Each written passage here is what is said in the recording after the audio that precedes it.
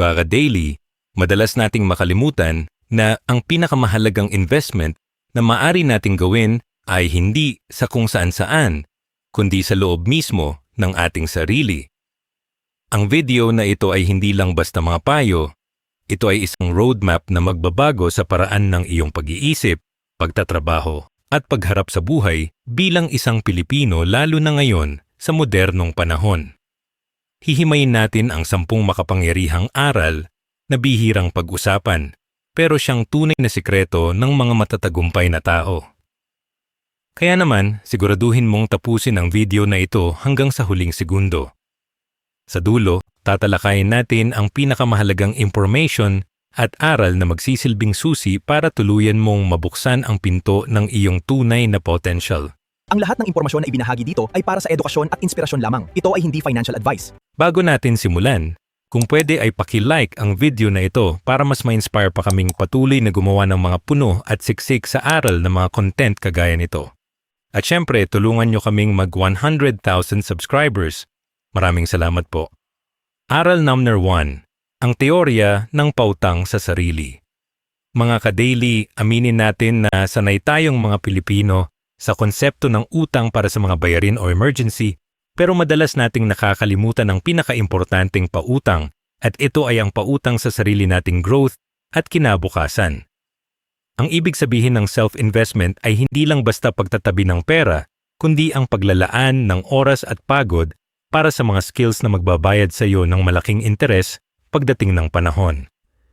Isipin mo na ang bawat oras na ginugugol mo sa pag-aaral ng bagong diskarte sa negosyo o pag-improve ng iyong abilidad ay parang paghuhulog sa isang alkansya na hindi lang barya ang laman kundi opportunities. Huwag mong tignan ang pag-aaral bilang gastos o abala kundi bilang isang capital na ikaw mismo ang makikinabang dahil sa mundong ito. Ang tanging bagay na hindi pwedeng nakawin sa iyo ay ang kaalaman na nasa loob ng iyong isip. Kapag meron kang sapat na skills, kahit anong krisis ang dumating sa bansa ay magagawa mong tumayo sa sarili mong mga paa dahil alam mong may halaga ang bawat galaw mo at bawat desisyon na gagawin mo araw-araw. Sa halip na maging magaling ka lang sa isang bagay, subukan mong gawin ang tinatawag nating skill stacking kung saan pinagsasama mo ang 2 o 3 magkaibang talento para maging unique ka sa paningin ng mga kliyente o customer.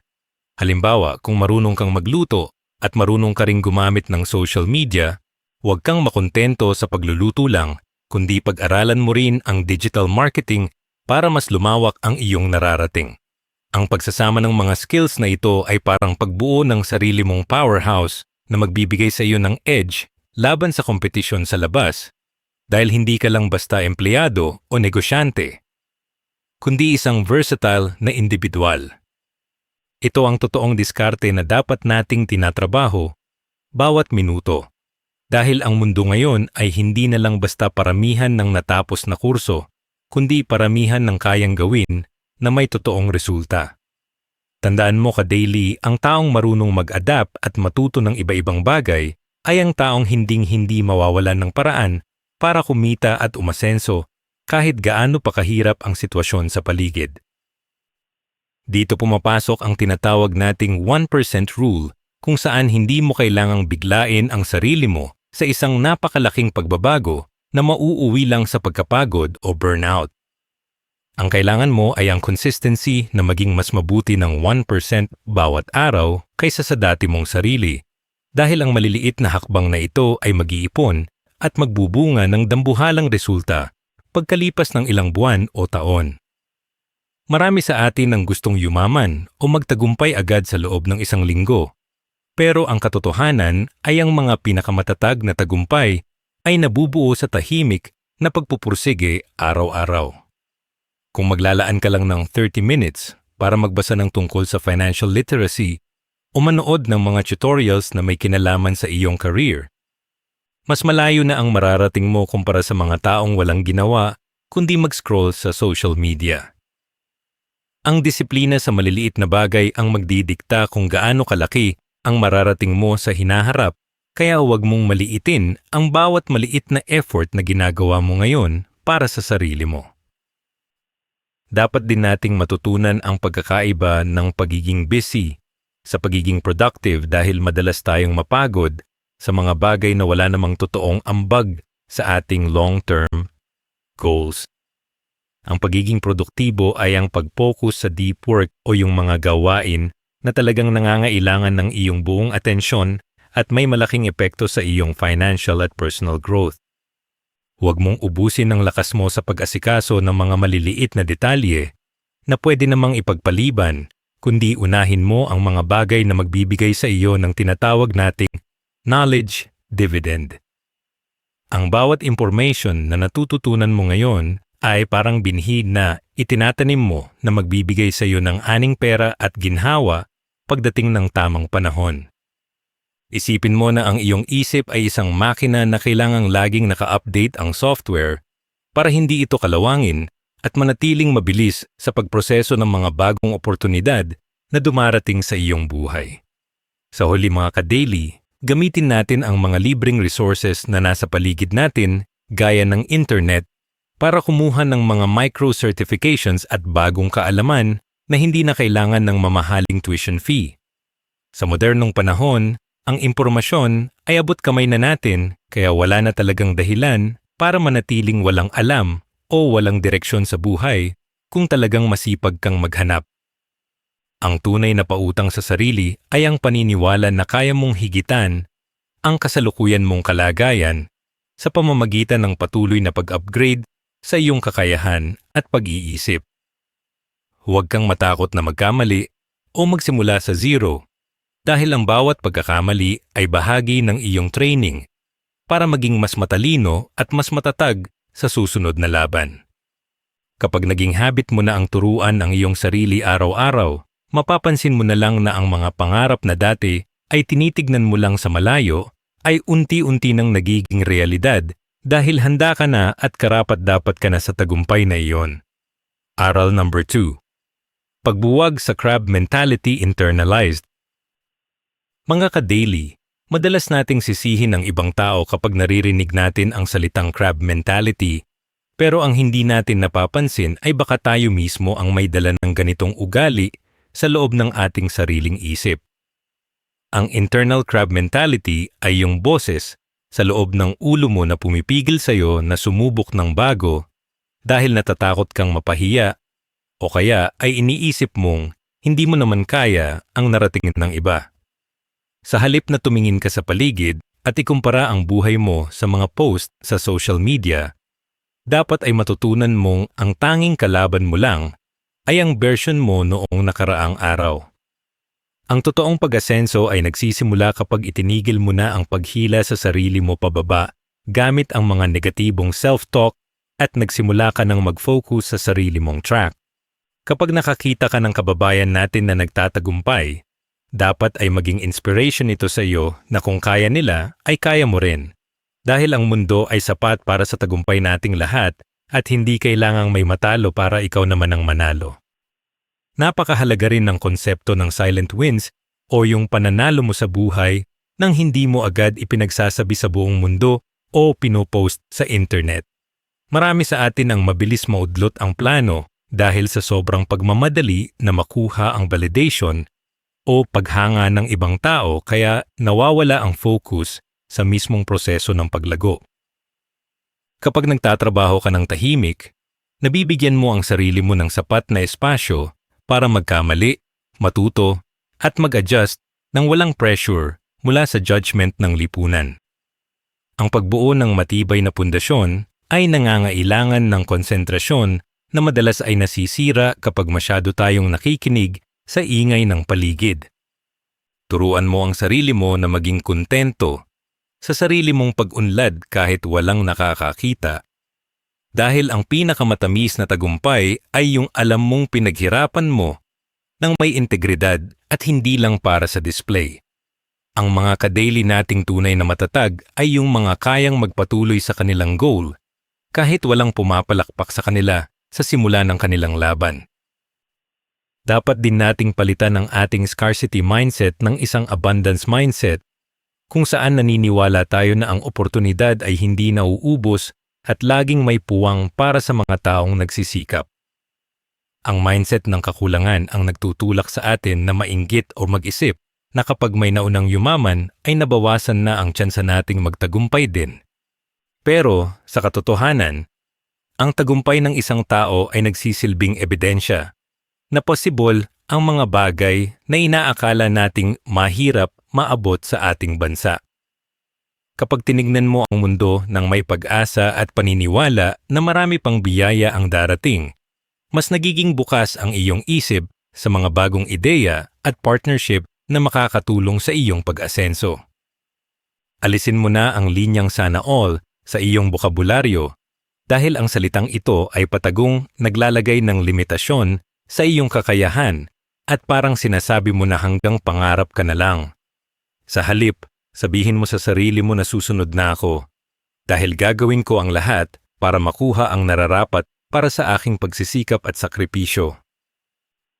Maging mapagmatsyag ka rin sa tinatawag nating subconscious sabotage o yung mga lumang paniniwala na itinanim sa atin nung bata pa tayo na hindi na akma sa pangarap nating pagbabago. Minsan, kaya hindi tayo umaasenso ay dahil takot tayong iwanan ang comfort zone natin o kaya ay natatakot tayong maging iba sa paningin ng ating mga kakilala. Ang pagbuwag sa internal crab mentality ay nangangailangan ng lakas ng loob na tanggapin na kailangan mong baguhin ang iyong mga nakasanayan para makuha ang mga resulta na hindi mo pa nararanasan. Kailangan mong maging handa na mapuna o mapag-usapan ng iba dahil ang pag-angat ay laging may kasamang ingay mula sa mga taong ayaw ding gumalaw sa kinalalagyan nila.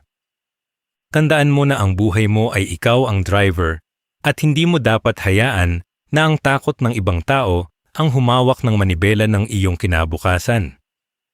Ang pagiging malaya sa opinyon ng iba ang isa sa pinakamalaking regalo na may bibigay mo sa iyong sarili para tuloy-tuloy ang iyong pag-angat at pagunlad. Panghuli, kailangan mong maging mabusisi sa pagpili ng iyong circle o yung 5 tao na madalas mong nakakasama at nakakausap araw-araw. Sinasabi na ikaw ang average ng 5 tao na nasa paligid mo, kaya kung ang mga kasama mo ay laging negatibo at walang ibang ginawa kundi magreklamo, mahihila ka talaga nila pababa kahit anong galing mo. Maghanap ka ng mga taong magbibigay sa iyo ng challenge na mag-isip ng malaki at mga taong mas marami pang alam kaysa sa iyo para laging may bago kang natututunan. Ang tamang circle ay yung mga taong masaya para sa iyong panalo at handang tumulong sa iyo kapag ikaw naman ang nasa ibaba ng gulong. Huwag kang manghinayang na iwanan ang mga koneksyon na wala nang idinudulot na mabuti sa iyong mental health at financial growth dahil kailangan mo ng positibong kapaligiran para lumago ang iyong mga pangarap.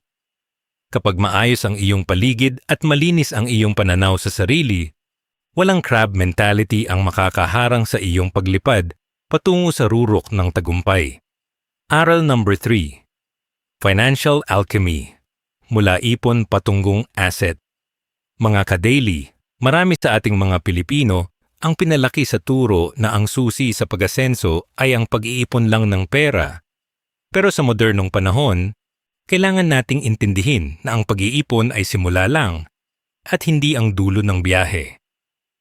Ang financial alchemy ay ang sining ng pagpapatakbo ng iyong pera para hindi lang ito nakatambay sa bangko kundi aktibong nagtatrabaho para sa iyo habang ikaw ay natutulog o gumagawa ng ibang bagay.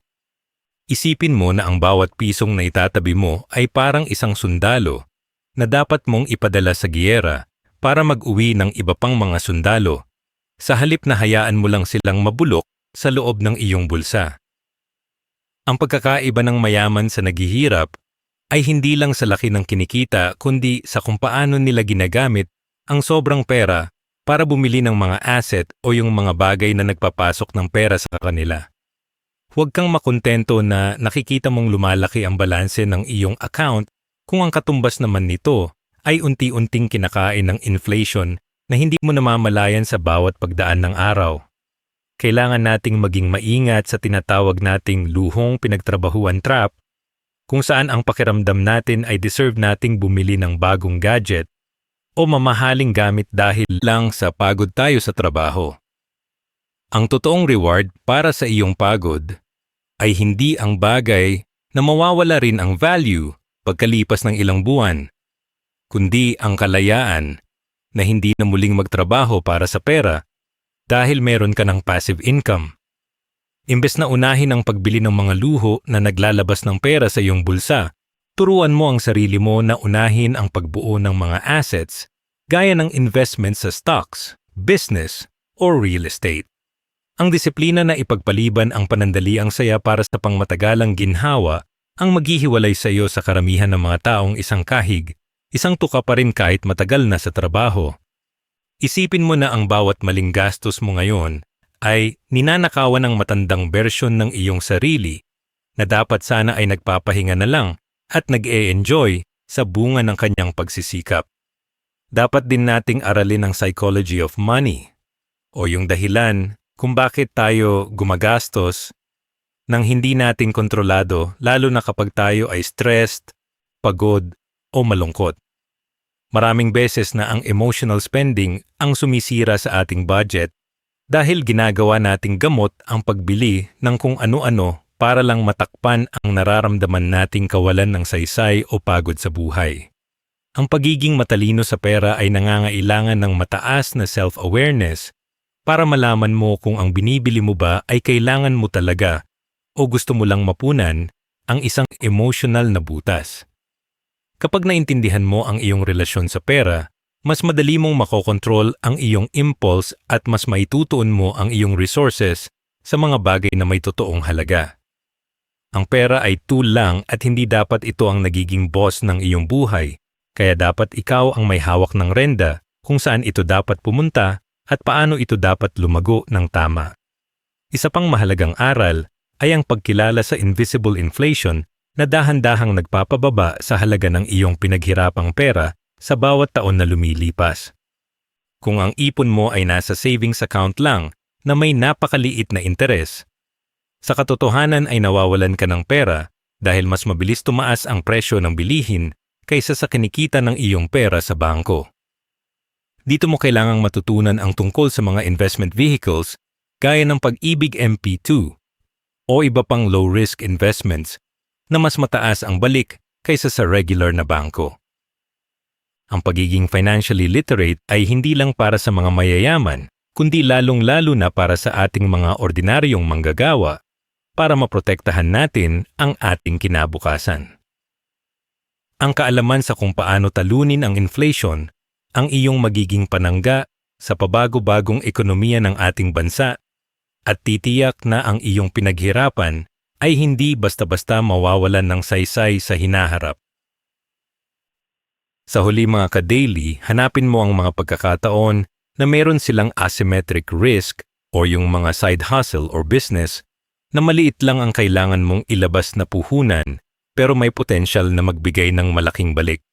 Sa mundo ng internet, napakaraming pwedeng pasukin na negosyo na nangangailangan lang ng iyong sipag, laptop, at internet connection para magsimulang kumita ng extra. Ang layunin mo ay bumuo ng legacy wealth na hindi lang ikaw ang makikinabang, kundi pati na rin ang susunod na henerasyon ng iyong pamilya para hindi na nila maranasan ang hirap na pinagdaanan mo. Ang paglipat mula sa pagiging saver patungo sa pagiging investor ay isang mahabang proseso na nangangailangan ng pasensya at patuloy na pag-aaral araw-araw. Kapag nakuha mo na ang tamang formula sa pagpapalago ng pera, makikita mo na ang buhay ay hindi na lang tungkol sa paghahanap buhay, kundi tungkol na sa pagbuo ng kabuluhan at pagtulong sa iba gamit ang iyong kasaganaan. Aral number 4, Stoicism sa kontekstong Pinoy. Mga ka-daily, madalas tayong makaranas ng mga bagay na talagang nakaka-stress gaya ng matinding traffic, biglaang pagbaha, o mga problemang hindi natin inaasahan at dito papasok ang kahalagahan ng pag-iisip na parang isang stoic. Ang konsepto ng dichotomy of control ay nagtuturo sa atin na dapat nating hatiin ang mga pangyayari sa dalawa, ang mga bagay na kaya nating kontrolin at ang mga bagay na wala tayong magagawa kundi tanggapin. Halimbawa, hindi mo kayang kontrolin ang ulan o ang haba ng pila sa terminal, pero ang kaya mong kontrolin ay ang iyong reaksyon at kung paano mo gagamitin ang oras mo habang naghihintay. Kapag itinigil mo na ang pag-aaksaya ng enerhiya sa mga bagay na labas sa iyong kapangyarihan, mapapansin mo na mas nagiging kalmado ang iyong isip at mas nagkakaroon ka ng focus sa mga solusyon sa halip na sa reklamo. Ang tunay na lakas ng isang Pilipino ay hindi lang sa pagtitiis, kundi sa pagpili na manatiling maayos ang disposisyon kahit anong gulo ng mundo sa paligid niya. Dapat din nating yakapin ang pilosopiya ng amor fati o ang pagmamahal sa ating tadhana, kahit na ito ay tila malupit o mahirap sa kasalukuyan. Imbes na itanong mo kung bakit ito nangyayari sa iyo, subukan mong itanong kung paano mo ito magagamit para maging mas matatag na tao dahil ang bawat pagsubok ay may dalang aral na kailangan mo para sa iyong paglago. Ang bawat hirap na nararanasan mo ngayon ay parang apoy na tumutunaw sa iyong mga kahinaan para lumitaw ang ginto sa iyong pagkatao at karakter. Huwag mong tignan ang mga hadlang bilang malas, kundi bilang mga kailangang sangkap para mabuo ang kwento ng iyong tagumpay sa hinaharap. Kapag mahal mo ang bawat bahagi ng iyong buhay, kasama na ang mga pagkatalo. Nawawala ang kapangyarihan ng kamalasan na pigilan ka sa iyong mga pangarap dahil lahat ng bagay ay itinuturing mong pabor para sa iyong ikabubuti. Isa pang mabisang paraan ay ang tinatawag nating premeditatio malorum o ang paghahanda ng isip sa mga posibleng negatibong mangyayari bago pa man ito dumating. Hindi ito pagiging pessimistic o nega, kundi isang paraan para hindi ka mabigla at mawalan ng direksyon kapag hindi naging ayon sa plano ang mga bagay-bagay sa iyong buhay. Isipin mo na ang paghahanda para sa worst-case scenario ay parang pagkakaroon ng insurance sa iyong emosyon para manatili kang matatag at handang kumilos anuman ang sitwasyon. Kapag naisip mo na ang mga hamon bago pa sila dumating, nawawala ang element of surprise na madalas magdulot ng panic at maling desisyon sa ating mga kababayan. Ang taong handa sa isip ay ang taong mahirap itumba ng kahit anong bagyo dahil alam na niya ang kanyang gagawin bago pa man humangin ng malakas. Makatutulong din ang pagsasagawa ng voluntary hardship o ang sadyang pag-alis sa iyong comfort zone para masanay ang iyong katawan at isip sa mga mahihirap na kalagayan. Maaari itong simpleng pagtitipid sa pagkain kahit may pera ka naman, o ang pagpili na gumising ng maaga para magtrabaho kahit gusto mo pang matulog. Ang layunin nito ay para hindi ka maging alipin ng iyong mga luho at para patunayan sa sarili mo na kaya mong mabuhay at maging masaya kahit wala ang mga nakasanayan mong komportable na bagay. Kapag sanay ka sa hirap dahil pinili mo ito, hindi ka na matatakot kung sakaling dumating ang panahon na kailangan mong magsimula muli mula sa simula. Ang ganitong uri ng disiplina ang nagpapatibay sa iyong determination na makuha ang iyong mga goal kahit gaano pa katirik ang bundok na kailangan mong akyatin. Panghuli, subukan mong gamitin ang view from above kung saan tinitignan mo ang iyong mga problema mula sa isang malayong perspektiba para makita mo kung gaano ito kaliit sa kabuuan ng mundo. Ang problema mo sa trabaho o sa pera ay mukhang dambuhala ngayon. Pero kung titingnan mo ito sa loob ng 10 taon o ikukumpara sa lawak ng universo, makikita mong ito ay pansamantala lamang at kayang-kayang lagpasan. Ang pagtingin sa malawak na litrato ay nagbibigay sa atin ng humility at kapanatagan na ang lahat ng hirap ay may katapusan at ang mahalaga ay ang mabuting asal na ipinapakita mo habang nasa gitna ng pagsubok. Huwag mong hayaang kainin ng isang maliit na insidente ang buong araw mo dahil ang buhay ay masyadong maikli para ubusin sa galit at pag-aalala. Mga ka-daily, ang pagiging stoic ay ang pagkakaroon ng pusong bakal at isipang payapa na hinding-hindi matitibag ng kahit anong panlabas na pangyayari. Aral number 5. Ang sining ng meta-learning o learning how to learn. Mga ka-daily, sa sobrang bilis ng takbo ng teknolohiya at impormasyon ngayon, ang pinakamahalagang kasanayan na dapat mong makuha ay hindi lang ang kaalaman mismo, kundi ang bilis at talas sa kung paano ka matuto ng mga bagong bagay. Ang meta-learning ay ang pag-unawa sa sarili mong proseso ng pagkatuto para hindi ka masayang sa pagbabasa o pag-aaral na wala namang natitira sa iyong isipan pagkalipas ng ilang oras. Isipin mo na ang iyong utak ay isang storage na kailangang ayusin ang sistema ng pag-file para mabilis mong mahanap ang impormasyon kapag kailangan mo na itong gamitin sa totoong buhay. Sa halip na pilitin mong kabisaduhin ang lahat, turuan mo ang sarili mo na intindihin ang core principles ng bawat paksa dahil kapag nakuha mo ang pundasyon, kahit anong komplikadong detalye ay madali mo nang maiintindihan. Ang taong marunong matuto ng mabilis ay ang taong hinding-hindi mapag-iiwanan ng panahon dahil kaya niyang mag-adjust sa anumang pagbabagong dumarating sa kanyang trabaho o negosyo. Isang mabisang teknik na dapat mong subukan ay ang Feynman technique, kung saan ituturing mo ang sarili mo na parang nagtuturo sa isang bata o sa isang taong walang kaalam-alam sa paksang pinag-aaralan mo.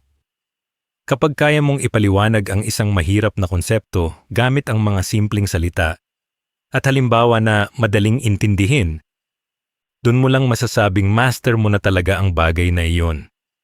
Madalas tayong malito dahil gumagamit tayo ng mga malalalim na salita para magmukhang matalino. Pero sa katotohanan ay tinatago lang natin ang kakulangan natin ng tunay na pag-unawa sa likod ng mga terminolohiyang iyon. Ang pagpapasimple sa mga komplikadong ideya ay ang pinakamataas na anyo ng katalinuhan na magagamit mo para mas mabilis mong maibahagi at magamit ang iyong natutunan. Turuan mo ang sarili mo na maging mapanuri at huwag makontento sa mababaw na kaalaman dahil ang tunay na diskarte ay nasa pag-unawa sa kung paano gumagana ang mga bagay-bagay sa ilalim ng surface. Kasama rin sa sining na ito ang pag-unlad ng iyong speed reading at retention skills para mas marami kang makuhang impormasyon sa mas maikling panahon nang hindi nawawala ang kalidad ng iyong pag-intindi. Hindi sapat na mabilis kang magbasa kung wala ka namang natatandaan, kaya dapat ay matutunan mo ring gumamit ng mga mental models at association para itanim ang mga bagong ideya sa iyong memorya. Isipin mo na ang bawat bagong information ay kailangang ikabit sa isang lumang information na alam mo na para magkaroon ito ng konteksto at hindi agad malimutan ng iyong utak. Ang paglalaan ng oras para i-review ang iyong mga natutunan sa loob ng 24 hours ay nagpapataas ng tsansa na manatili ito sa iyong long-term memory ng pangmatagalan. Huwag mong madaliin ang proseso ng pagbabasa. Mas mabuting makatapos ng isang chapter na naintindihan mo ng buo kaysa sa isang buong libro na wala ka namang naaalala pagkatapos mong isara ang huling pahina. Napakahalaga rin ng kakayahang mag-unlearn o ang pagbura sa mga lumang paniniwala at maling turo na hindi na nakakatulong sa iyong kasalukuyang sitwasyon o mga pangarap. Marami sa ating mga nakasanayan o turo ng matatanda ay maaaring hindi na akma sa modernong mundo at ang pagkapit sa mga ito ay maaaring maging hadlang sa iyong pag-asenso. Ang pagiging bukas sa posibilidad na mali ang iyong dating alam ay isang tanda ng maturity at mataas na antas ng pag-iisip dahil pinapayagan mo ang sarili mong lumago sa labas ng iyong nakasanayang box. Kailangan mong maging handa na tanggapin ang mga bagong perspektiba at metodolohiya na mas epektibo sa pagkamit ng iyong mga layunin sa buhay. Ang meta-learning ay hindi lang tungkol sa pagdagdag ng bagong kaalaman, kundi tungkol din sa paglilinis ng iyong isipan mula sa mga basura at outdated na impormasyon na nagpapabagal sa iyong pag-unlad. Panghuli, gamitin mo ang tinatawag nating feedback loops para malaman mo agad kung tama ba ang direksyon ng iyong pag-aaral o kung kailangan mo nang magbago ng stratehiya. Maghanap ka ng mga taong eksperto sa larangan na gusto mong matutunan at humingi ka ng kritiko na magsasabi sa iyo ng totoo mong estado ng walang halong bola. Ang mabilis na pagtanggap ng pagkakamali at ang mabilis na pagwawasto rito ang magpapaikli sa iyong learning curve at magdadala sa iyo sa tagumpay ng mas mabilis kaysa sa iba. Isipin mo ang rule of 80-20, kung saan dapat mong alamin ang 20% ng information na magbibigay sa iyo ng 80% ng resulta para hindi ka ma-overwhelm sa dami ng kailangang aralin. Kapag naging eksperto ka na sa kung paano matuto, magiging madali na para sa iyo na maging eksperto sa kahit anong bagay na piliin mong gawin sa iyong buhay, mga ka-daily. Aral number 6. Emotional Intelligence bilang modernong diskarte. Mga ka-daily, sa panahon ngayon, hindi na sapat na ikaw ang pinakamatalino sa klase o ang may pinakamataas na grado para magtagumpay sa buhay dahil ang tunay na laban ay nasa kung paano mo dinidisiplina ang iyong emosyon at paano ka nakikitungo sa ibang tao. Ang emotional intelligence o EQ ay ang kakayahan mong kilalanin ang nararamdaman mo at kontrolin ito bago ka gumawa ng aksyon na pagsisihan mo sa huli. Maraming magagaling na tao ang bumabagsak dahil lang sa bugso ng galit o kaya ay kawalan ng pasensya sa harap ng mga pagsubok. Isipin mo na ang iyong emosyon ay parang panahon, pwedeng umulan o bumagyo. Pero hindi mo dapat hayaang ang panahon ang magdikta kung itutuloy mo ang paglalayag ng iyong barko patungo sa pangarap mo. Kapag master mo ang iyong nararamdaman, ikaw ang nagiging boss ng iyong buhay at hindi ka basta-basta matatangay ng mga negatibong komento o mga pangyayaring hindi mo inaasahan. Dito rin papasok ang sining ng delayed gratification, kung saan pinipili mong magtiis at magsakripisyo ngayon para sa mas malaking reward na makukuha mo sa hinaharap. Marami sa atin ang gustong makuha agad ang resulta kaya tayo nahuhulog sa mga scam o kaya ay nauubos ang pera sa mga bagay na panandalian lang ang saya. Ang taong may mataas na EQ ay naiintindihan na ang lahat ng mahahalagang bagay sa mundo ay nangangailangan ng oras, pagtitiyaga at mahabang pasensya bago ito tuluyang magbunga. Turuan mo ang sarili mo na huwag sumuko sa unang tikim ng hirap dahil ang tunay na tagumpay ay para sa mga taong kayang maghintay at magtrabaho ng tuloy-tuloy kahit wala pang nakikitang bunga. Ang disiplinang ito ang maghihiwalay sa iyo sa karamihan na mas pinipili ang instant na sarap, pero pang matagalang hirap naman ang kapalit pagdating ng panahon. Dapat mo ring matutunan ang sining ng pagsasabi ng no o ang pagtanggi sa mga bagay na uubos lang ng iyong oras at lakas nang walang magandang balik sa iyong growth. Bilang mga Pilipino, madalas tayong nahihiyang tumanggi sa mga yaya ng kaibigan o pabor ng kamag-anak dahil ayaw nating makasakit ng damdamin. Pero kailangan mong isipin na ang bawat yes mo sa ibang tao ay maaaring no para sa iyong sariling pangarap. Ang pagprotekta sa iyong oras ay hindi pagiging madamot kundi pagiging responsable sa iyong kinabukasan dahil ang oras ay ang tanging resource na hindi mo na mababawi kapag nasayang na.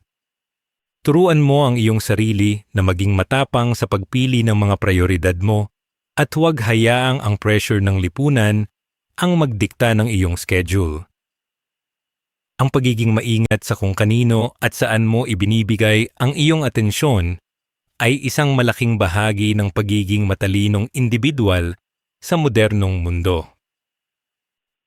Ang empathy o ang kakayahang intindihin ang nararamdaman ng iba ay isa ring napakalakas na tool sa business at career na madalas nating balewalain.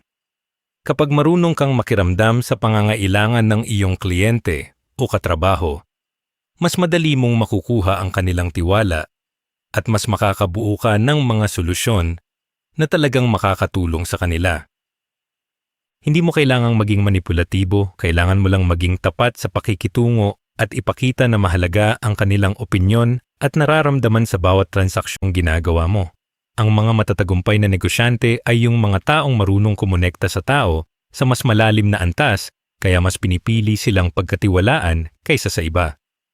Gamitin mo ang iyong puso para makita ang mga oportunidad na hindi nakikita ng mga taong puro logic lang ang ginagamit dahil sa dulo ng araw, ang pakikipagkapwa-tao pa rin ang pundasyon ng anumang matibay na tagumpay.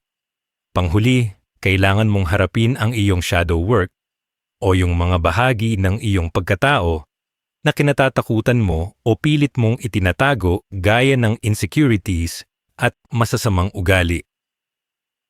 Ang pagkilala sa sariling kahinaan ay hindi kahinaan kundi ang simula ng tunay na lakas. Dahil kapag tanggap mo na ang iyong mga kakulangan, wala nang makakagamit nito laban sa iyo. Turuan mo ang sarili mo na pumili ng response sa halip na basta-basta mag-react sa bawat sitwasyon para manatili kang nasa itaas ng iyong laro. Kapag may nangyaring hindi maganda, huminga ka muna ng malalim at isipin kung anong aksyon ang pinaka-beneficial para sa iyong long-term goals bago ka magsalita o kumilos. Sa pamamagitan ng pagiging master ng iyong emosyon, mas nagiging malinaw ang iyong vision at mas mabilis mong maaabot ang rurok ng tagumpay nang may kapayapaan sa iyong isipan, mga ka-daily. Aral number 7. Biohacking para sa masipag na Pinoy. Mga ka-daily, madalas nating ipagmalaki ang pagiging masipag nating mga Pilipino na kaya nating mag-overtime at magpuyat para sa pamilya, pero dapat nating tandaan na ang iyong katawan ang tanging makina na magdadala sa iyo sa tagumpay. Ang biohacking ay hindi kailangang maging mahal o komplikado. Ito ay ang sining ng pag-optimize sa iyong biology para magkaroon ka ng maximum energy at focus kahit gaano pa kabigat ang trabaho mo.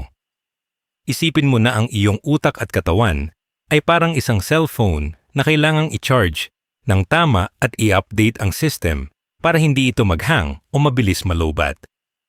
Kung gusto mong maging top performer sa iyong career o negosyo, hindi sapat na puro kayod lang. Kailangan mong matutunan kung paano i-hack ang iyong sariling biology para mas maging matalas ang iyong isip at mas malakas ang iyong resistensya laban sa pagod at stress na nararanasan mo araw-araw. Isa sa pinaka-importanting aspeto nito ay ang pag-aayos ng iyong circadian rhythm o ang natural na body clock ng iyong katawan sa pamamagitan ng tamang exposure sa liwanag. Subukan mong lumabas at masikatan ng araw sa loob ng 15 to 30 minutes pagkagising mo sa umaga dahil ito ang nagsisilbing signal sa iyong utak na oras na para maging gising at alerto. Ang simpleng habit na ito ay nag-aayos ng iyong hormones na tumutulong para mas maging mahimbing ang tulog mo pagdating ng gabi at mas maging malinaw ang iyong pag-iisip sa buong araw. Iwasan mo rin ang sobrang paggamit ng gadgets bago matulog dahil ang blue light mula sa phone mo ay niloloko ang iyong utak na akala ay umaga pa kaya nahihirapan kang makakuha ng dekalidad na pahinga. Kapag balanse ang iyong body clock, mas madali mong magagawa ang iyong mga tungkulin nang hindi nakakaramdam ng sobrang pagkatamlay o brain fog na madalas nating nararanasan sa hapon. Dapat din nating bigyan ng pansin ang ating nutritional focus sa pamamagitan ng pagpili ng mga pagkaing magsisilbing fuel para sa ating utak at hindi lang pampabusog ng tiyan. Bilang mga Pilipino, mahilig tayo sa kanin at matatamis na pagkain, pero ang sobrang sugar ay nagdudulot ng sugar crash na nagpapababa ng ating energy at focus pagkalipas ng ilang oras. Subukan mong magdagdag ng mga brain foods sa iyong diet gaya ng mani, itlog, at mga madidilim na gulay na mayaman sa sustansya para mapanatiling mabilis ang iyong pag-iisip. Isipin mo na ang bawat sinusubo mo ay investment para sa iyong productivity, kaya dapat ay maging mapili ka sa kung ano ang ipinapasok mo sa iyong sistema. Ang tamang nutrition ay hindi lang para sa pagpapaganda ng katawan, kundi para sa pagpapatalas ng iyong abilidad na gumawa ng mahahalagang desisyon sa buhay at trabaho. Napakahalaga rin ng tinatawag nating dopamine detox para mapangalagaan ang ating kakayahang mag-focus sa mga mahihirap pero mahahalagang gawain. Sa panahon ngayon, mabilis tayong ma-addict sa cheap dopamine, gaya ng walang kwentang pag-scroll sa short videos o pag-abang sa likes sa social media na umuubos ng ating mental energy. Kapag nasanay ang iyong utak sa instant na saya, mas nahihirapan kang mag-focus sa pagbabasa ng libro paggawa ng business plan, o pag-aaral ng bagong skill dahil mukhang boring ang mga ito kumpara sa phone mo. Ang paglalaan ng oras sa loob ng isang araw na malayo sa teknolohiya ay nakakatulong para ma-reset ang iyong utak at bumalik ang iyong motivation na gawin ang mga bagay na talagang mag-aangat sa iyong buhay. Ang pag-control sa iyong hilig sa instant gratification ay isang anyo ng biohacking na magbibigay sa iyo ng unfair advantage sa mundong puno ng distractions. Panghuli, huwag mong kalimutan ang sining ng sleep hygiene dahil ang tulog ay ang pinakamalakas na legal performance enhancer na magagamit mo ng libre. Marami sa atin ang nag-aakalang ang pagbabawas ng tulog ay sign ng pagiging masipag. Pero sa katotohanan, ang pagtulog ng 6 to 8 hours ang siyang naglilinis ng mga toxins sa iyong utak at nag-aayos ng iyong memorya. Kapag kulang ka sa tulog, ang iyong emotional intelligence ay bumababa at mas nagiging prone ka sa maling desisyon at pagkakamali sa trabaho na pwede sanang naiwasan. Turuan mo ang iyong sarili na ituring ang pahinga bilang bahagi ng iyong trabaho dahil ang isang well-rested na isipan ay mas creative, mas mabilis, at mas matibay sa anumang hamon.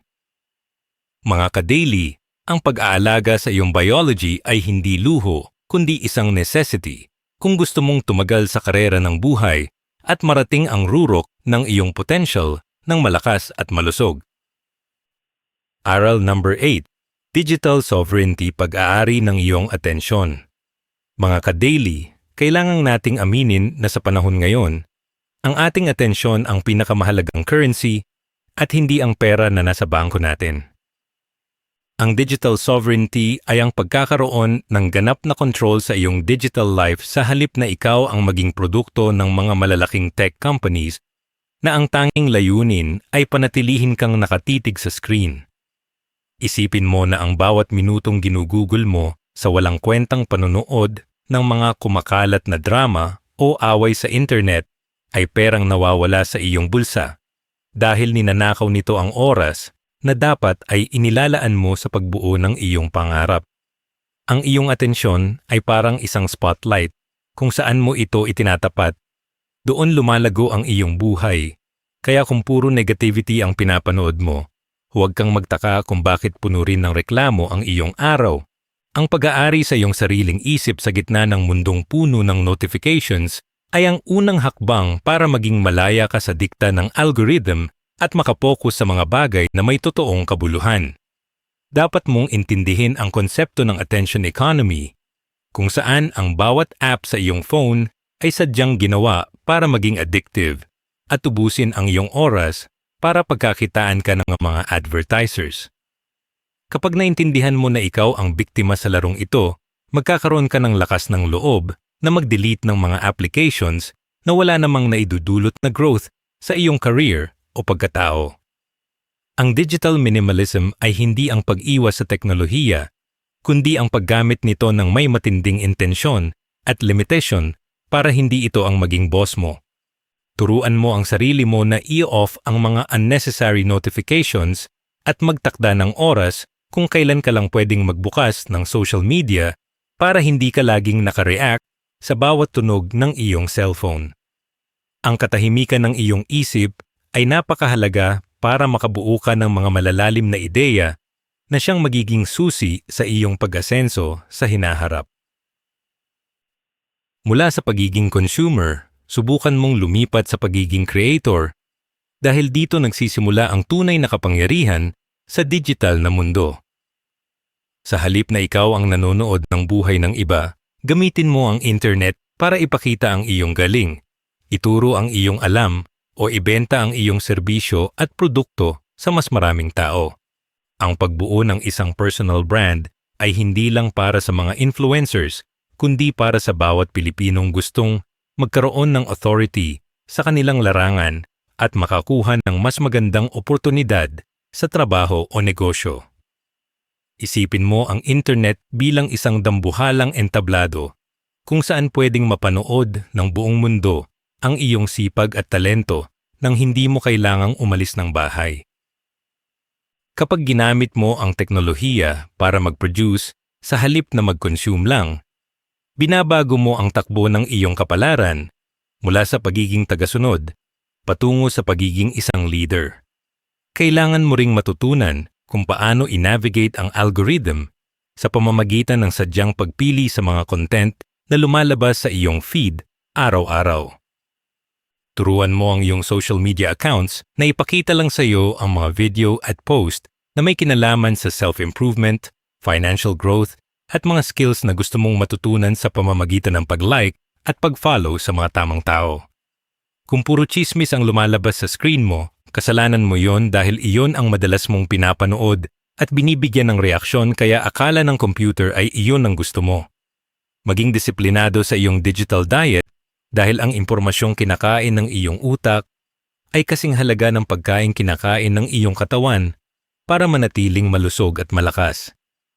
Ang isang maayos at edukadong feed ay parang pagkakaroon ng mga libreng mentor na nagtuturo sa iyo sa bawat pagbukas mo ng iyong cellphone. Panghuli, tandaan mo na ang tunay na buhay ay nangyayari sa labas ng iyong screen at hindi sa loob ng mga pixels na nakikita mo sa iyong mobile phone. Ang digital sovereignty ay ang kakayahang ibaba ang iyong phone at makipag-usap ng mata sa mata sa iyong pamilya o magtrabaho ng walang distraction sa loob ng mahabang oras.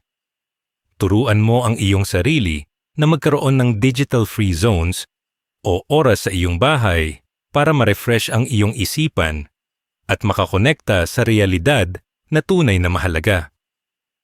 Ang pagiging master ng iyong teknolohiya ay nangangailangan ng araw-araw na pagbabantay sa iyong mga habit hanggang sa maging natural na sa iyo ang pagpili sa growth kaysa sa pansamantalang aliw.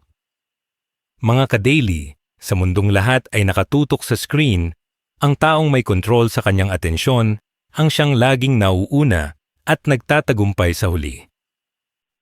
Aral number 9. Ang pilosopiya ng deep discipline.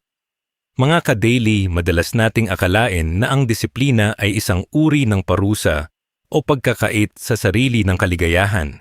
Pero sa katotohanan, ito ang pinakamataas na anyo ng pagmamahal sa sarili dahil pinoprotektahan nito ang iyong kinabukasan mula sa iyong mga maling bugso ng damdamin. Ang deep discipline ay hindi lang basta pagsunod sa rules, kundi ang pagkakaroon ng matibay na paninindigan na gawin ang dapat mong gawin kahit wala kang gana o kahit tinatamad ka. Isipin mo na ang iyong disiplina ay parang pundasyon ng isang bahay. Kapag mahina ito, guguho ang lahat ng pangarap mo sa oras na dumating ang bagyo ng pagsubok sa buhay. Ang taong may disiplina ay malaya dahil hindi siya alipin ng kanyang mga panandaliang hiling o emosyon, kundi siya ang driver na may hawak ng manibela patungo sa kanyang destinasyon. Kapag master mo ang iyong kilos at oras, binibigyan mo ang sarili mo ng pagkakataon na marating ang mga bagay na tanging sa pangarap mo lang dati nakikita.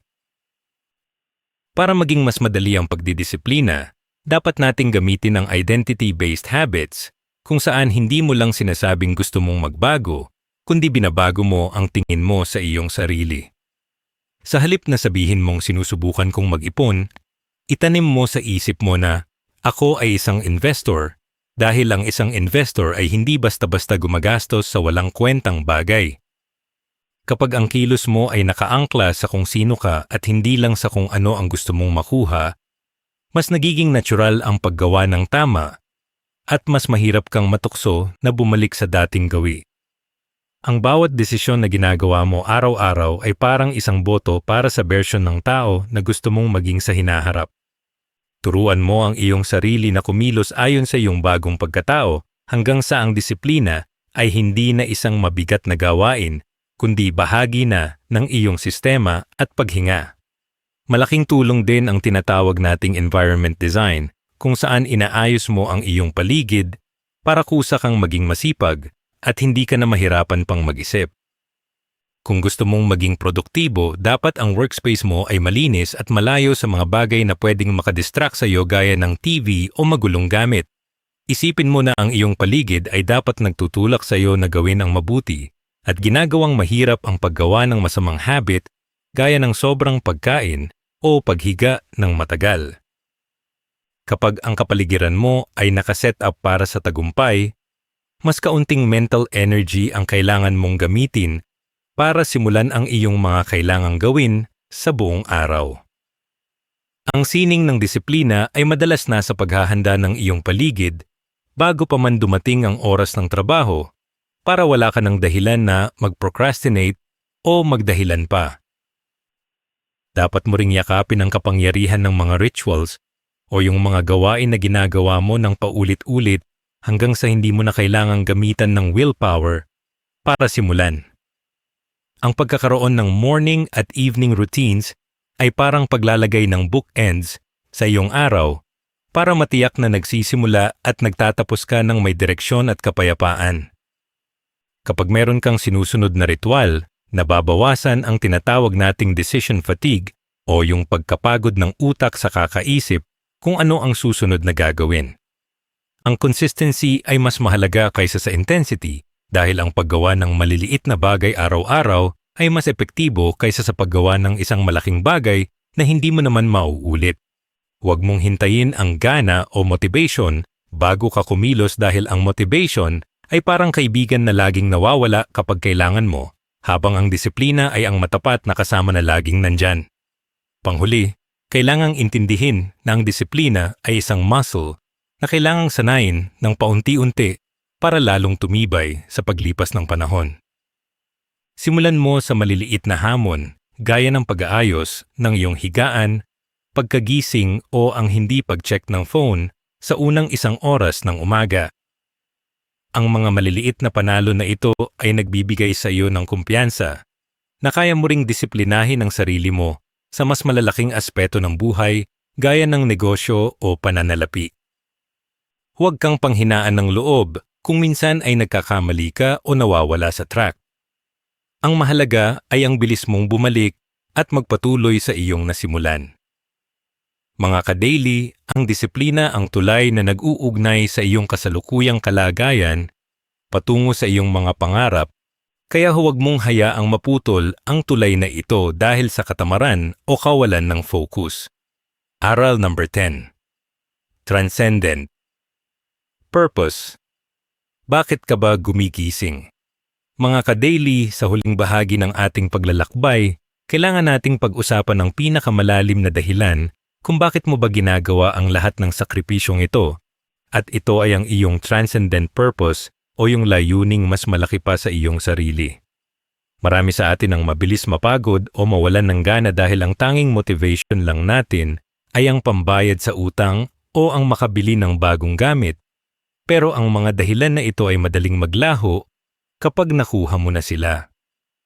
Ang tunay na lakas ay nanggagaling sa pag-unawa na ang iyong buhay ay may misyon na makatulong sa iyong pamilya, sa iyong komunidad, o maging sa ating bansang Pilipinas. Isipin mo na ang bawat paghihirap mo ngayon ay may katuturan dahil may mga taong umaasa sa iyong tagumpay at may mga buhay na magbabago kapag narating mo na ang iyong mga pangarap. Kapag ang bakit mo ay malinaw at malalim, kahit anong bigat ng paano ay kakayanin mong pasanin ng may ngiti at determinasyon sa iyong mukha. Dito papasok ang konsepto ng Ikigai kung saan hinahanap mo ang intersection ng 4 na mahahalagang bagay. Ang hilig mo, ang galing mo, ang kailangan ng mundo, at ang pwedeng maging hanap buhay mo. Hindi sapat na masaya ka lang sa ginagawa mo, dapat ay may halaga rin ito sa ibang tao para maging sustainable at makabuluhan ang iyong pag-unlad sa mahabang panahon.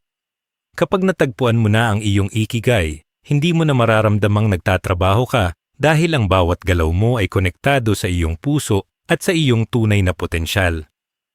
Ang paghahanap ng layunin ay hindi isang mabilisang proseso, kundi isang araw-araw na pagtuklas sa kung ano ang nagpapatibok ng iyong puso at kung saan ka pinakakapaki-pakinabang.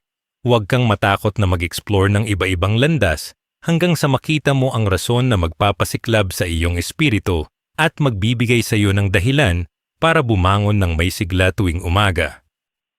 Kailangan mo ring maging anti-fragile o yung uri ng tao na hindi lang basta matatag, kundi mas lalong lumalakas sa tuwing nakakaranas ng pagkatalo, stress o kaguluhan. Ang normal na tao ay nasisira sa hirap, ang matatag na tao ay nananatili, pero ang anti-fragile na tao ay ginagamit ang bawat kamalasan para mag-improve at maging mas mahusay kaysa dati.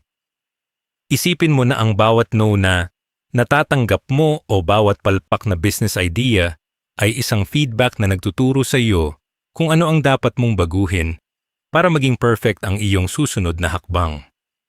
Ang pagiging anti-fragile ay nangangailangan ng pag-ako sa tinatawag nating radical responsibility, kung saan tinatanggap mo na ikaw ang may-ari ng iyong buhay at wala kang ibang pwedeng sisihin sa iyong kalagayan.